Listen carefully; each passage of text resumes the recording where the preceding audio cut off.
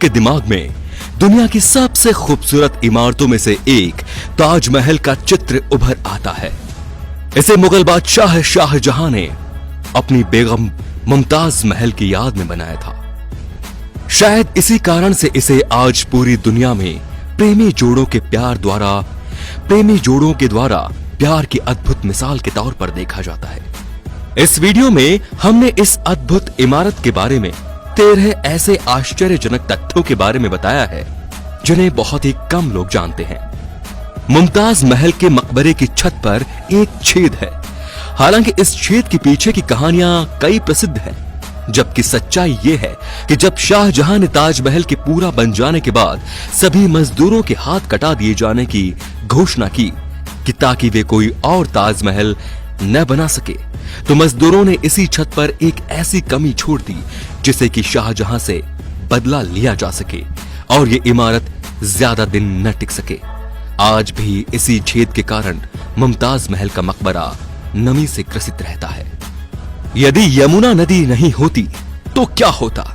ताजमहल का आधार एक ऐसी लकड़ी पर बना हुआ है जिसको मजबूत बना रहने के लिए नमी की जरूरत होती है। यदि ताजमहल के बगल में यमुना नदी नहीं बह रही होती तो ये लकड़ी मजबूत नहीं होती। आपको बता दें कि ये लकड़ी नदी के पानी से नमी सोखती है, इसीलिए अगर यमुना नदी नहीं होती तो अभी तक ताजमहल गिर गया होता। ताजमहल के चारों ओर के मीनार एक दूसरे की ओर झुके हुए हैं। ऐसा इसलिए है ताकि भूकंप या बिजली गिरने की हालत में मीनार को मुख्य इमारत से गिरने से बचाया जा सके। कुतुब मीनार से भी लंबा है ताजमहल। वैसे तो कुतुब मीनार को भारत की सबसे लंबी मीनार के तौर पर जाना जाता है, जिसकी ऊंचाई 72.5 मीटर है। लेकिन क्या आप जानते हैं कि ताजमहल की ऊंचाई 73 मीटर है, अर्थात ताजमहल कुतुब मीनार से आधा मीटर ऊंचा है। आप ये जानकर चौंक जाएंगे कि ताजमहल में लगे हुए फव्वारे एक साथ ही काम करते हैं। दरअसल हर फव्वारे के नीचे एक टंकी लगी है जो कि एक ही समय पर भरती है और दबाव बनने पर पानी ऊपर फेंकती है।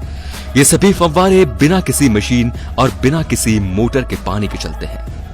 द्वितीय विश्व युद्ध, भारत पाकिस्तान युद्ध और 9/11 के हमलों के बाद भारतीय पुरातत्व सर्वेक्षण विभाग ने ताजमहल के चारों ओर बांस का घेरा बनाकर उसे हरे रंग की चादर से ढक दिया था, जिसे ये दुश्मन को न दिखाई दे और इस पर हमला न किया जा सके। एक खबर यह भी है कि इसे बनाने वाले मजदूरों के हाथ काट दिए थे ताकि कोई ऐसी इमारत न बना सके।